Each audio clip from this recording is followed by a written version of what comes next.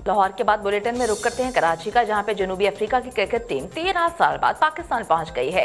38 रुकनी squad charter flight के जरिए पाकिस्तान पहुंचा। 38 रुकनी स्क्वाड में 27 खिलाड़ी शामिल हैं। आपको बताएं कि जनूबी अफ्रीका स्क्वाड को सख्त सिक्योरिटी में एयरपोर्ट से होटल पहुंचाया गया। जनूबी अफ्रीकी स्क्वाड का सबसे पहले कोरोना टेस्ट होगा और स्क्वाड क्वारंटीना करेगा। मजीद तफसीलात नदीम शहजाद देंगे। जी नदीम, बताइए। जी, कराची के अंदर जनूबी अफ्रीका की टीम 14 साल के बाद पाक सरजमीन पर पहुंची है। इस हवाले से जनूबी अफ्रीका की टीम के अंदर 27 खिलाड़ी और 11 ऑफिशियल्स शामिल हैं। और उसके साथ ही 22 जनवरी को जिमखाना ग्राउंड तक इनकी प्रैक्टिस जारी रहेगी। जो इस हवाले से पहला जो टेस्ट मैच है वो 26 तारीख को जो खेला जाएगा, T20 खेला जाएगा। और उसके साथ 3 T20 मैचेस भी है जो कि कराची नेशनल स्टेडियम में खेले जाएंगे।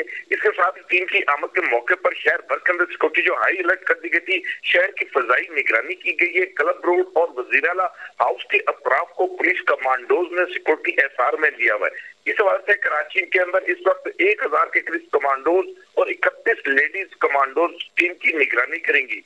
जनूबी अफ्रीका की टीम के हवाले से इस वक्त देखा जाए तो एक निजी प्रवास के जरिए वो कराची पहुंची थी। इसके साथ ही शहर भर के अंदर शारा फैसल को मुकम्मल तौर पर जो है बंद कर दिया गया था ट्रैफिक के लिए, आम ट्रैफिक के हवाले से। और उसके साथ ही अब ट्रैफिक की रवानी को बहाल रखा गया है।